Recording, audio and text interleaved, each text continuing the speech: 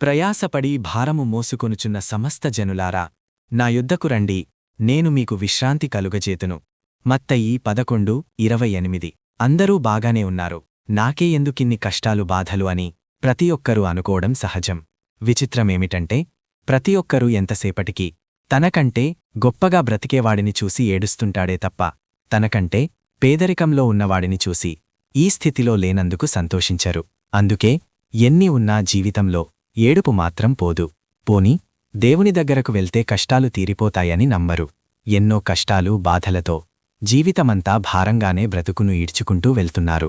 డబ్బుంటే చాలు కష్టాలు బాధలు తీరిపోతాయన్న భ్రమలో చాలామంది డబ్బు కూర్చుకుంటారు. అయితే డబ్బున్నవాళ్లకి సమస్యలు లేకుండా ఉంటున్నాయా? వాళ్లకుండే సమస్యలు వాళ్లకుంటాయి. ధనవంతులారా, మీమీదికి వెచ్చడి ఉపద్రవములను గూర్చి ప్రలాపించి ఏడువుడి. యాకోబు 5:1. కాబట్టి ధనము కూర్చుకోవడం వలన మనుష్యులకుండే భారము తొలగిపోదు. అనేక రకాలైన సమస్యలతో మనుష్యుల మనస్సులు భారముతో బరువెక్కి ఎంతో ప్రయాసతో జీవిస్తుంటారు. వారి భారము దించుకోవడానికి ఎంతో ప్రయత్నిస్తారు, కాని అది వారి వల్ల కాదు.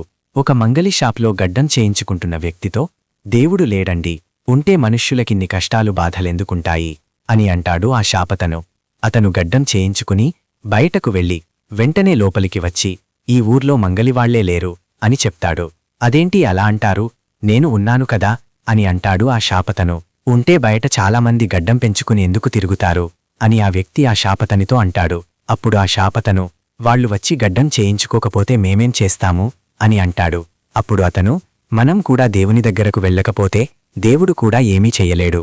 మన కష్టాలు బాధలు తీరాలంటే దేవుని దగ్గరకు వెళ్ళాలి అని చెప్పి వెళ్ళిపోతాడు. దేవుని దగ్గరకు వెళ్లకుండా మన కష్టాలు బాధలతో మనం మోసే భారము దానంతటా అదే తొలగిపోదు. ఎవరైనా సరే తమ భారాన్ని దించుకోవాలంటే దేవుని దగ్గరకు వెళ్లాల్సిందే.